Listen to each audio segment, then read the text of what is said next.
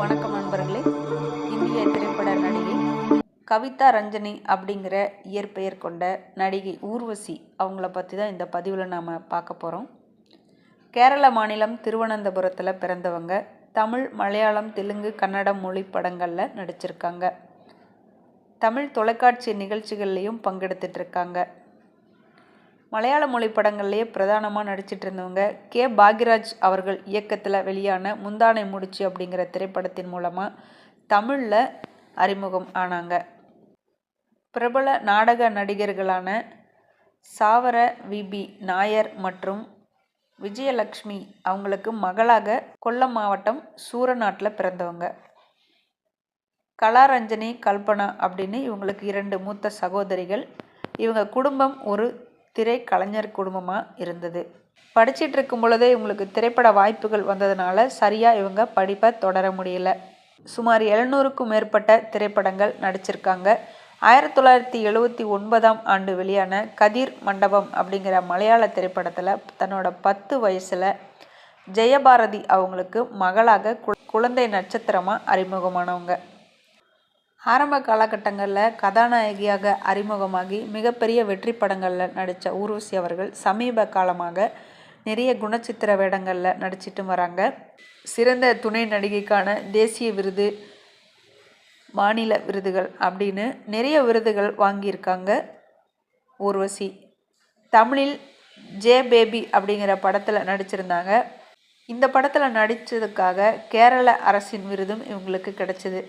இந்த விருது இவருக்கு 6வது விருது அப்படிங்கிறது குறிப்பிடத்தக்கது. 1989, 1991ஆம் ஆண்டுக்கான தொடர்ச்சியாக 3 முறை விருது பெற்றவர். நடிப்புக்காக மலையாளத்தில் அதிக முறை மாநில விருதுகளை பெற்ற பெண் பிரிவில் ஊர்வசி அவங்க சாதனை படைச்சிருக்காங்க. நான் விருதுகளை பற்றியெல்லாம் அதிகமாக யோசித்தது இல்லை. படப்பிடிப்பு தளத்தில் டைரக்டர் ஓகே நல்லா நடிச்சிருக்கீங்க அப்படின்னு சொல்கிறது தான் எனக்கு கிடைக்கிற மிகப்பெரிய விருது, அதுதான் எனக்கு சந்தோஷமும் கூட அப்படின்னு சொல்லியிருக்காங்க. ஸ்கூலில் படிக்கும்போது ப்ராக்ரஸ் ரிப்போர்ட்டை பார்க்குற மாதிரி தான் இந்த விருதுகளை நான் பார்க்குறேன் அப்படின்னு தன்னோட கருத்தை பதிவு செஞ்சுருக்காங்க. 1990களில் பிரபலமாக வலம் வந்த ஒரு நடிகையாக தமிழ், கன்னடம், மலையாளம் போன்ற மொழி படங்களில் மிகச்சிறந்த நடிப்பை வெளிப்படுத்திய ஒரு கதாநாயகியாக இன்றைக்கு வரைக்குமே குணச்சித்திர வேடங்களில் நம்ம எல்லாரையுமே மகிழ்விச்சிட்ருக்கிற ஒரு சிறந்த குணச்சித்திர நடிகையாக இருப்பவர் ஊர்வசி. மூக்குத்தி அம்மன், ஆர்.ஜே. பாலாஜி அவர்களுடைய திரைப்படம். இந்த படத்தில் பார்த்திங்கன்னா மிகச்சிறந்த ஒரு தாய் கேரக்டரை பண்ணியிருப்பாங்க.